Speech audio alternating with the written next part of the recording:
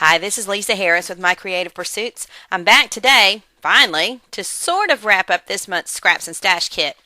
It's been a weird month with a lot of things going on, and creativity's had to take a back seat to life. So, what am I trying to say? Well, I haven't done as much with this kit as I'd have wanted.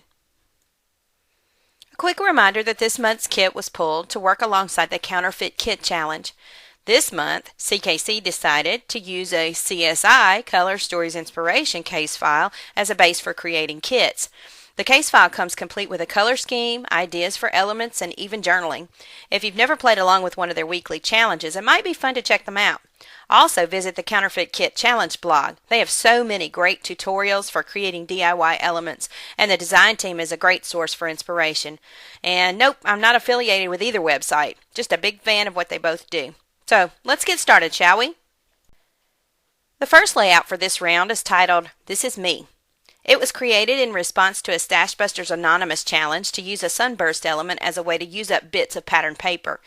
I found the Close to My Heart art book in Cricut cartridge had a few options for sunbursts, which really simplified the process. The journaling on this page is actually from a school exercise called a bio poem. You can find information about how to create one just by doing a Google search, but I'll also link to a great example on my blog. It's just a really fun way to document some things about yourself that you may not have thought of before. The second layout this week is a double pager titled Jackson Square Adventures. It's just a collection of photos from my spring break trip to New Orleans. My friend Jackie and I spent an afternoon acting silly and taking in a show, and I wanted to put them all together on one layout. The design is loosely based on a sketch from the Counterfeit Kit Challenge. They posted a great variety of sketches on the 8th, so I printed them all off in hopes of using most of them at some point. To be 100% honest and real, I don't love this layout. There's just something off about the photos, and maybe I tried too hard to follow the sketch, though I did make several changes to it. But it's one more layout done and another story told, and that's what counts. Plus, I finally used up that floral pattern Simple Stories Fabulous paper, so bonus points. And here's what's left over. Still a lot of kit here, but there's also still time to use it, and there's still some challenges I'd like to try. In fact, I'm going to an all-day crop today and taking this kit and the remains of some of my past Scraps and Stash kits with me. So, just to recap the month, the first layout was called J'adore New Orleans. It used an older Amy Tangerine pattern paper background and some discontinued girls' papery elements. The next layout was La Petite Grocery. It used more of the girls' papery items and some older Bo Bunny stickers.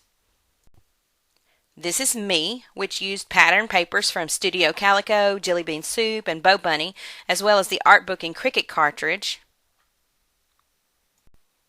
And Jackson Square Adventures, which used Simple Stories Fabulous and Jelly Bean Soup pattern papers, washi, and girls' papery and basic gray elements.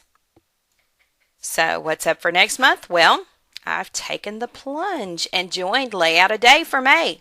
I think it's going to be an awesome way to really use up some stash and get some great stories documented. And I'll be taking a different approach to Scraps and Stash as I'm working along with Load. I won't pick a kit at the beginning of the month. Instead, I plan to choose materials for each project individually as the daily prompts come in. And I'll post a roundup video on Saturday showing the mini kits and layouts for that week. I'd love to have you join me in this class. It'll be my first time participating, and I hear the galleries and community are amazing. Check it out at layoutaday.com/load514. So that's it, sort of, for April Scraps and Stash Kit. Be sure to check out the blog for posts of additional projects after today.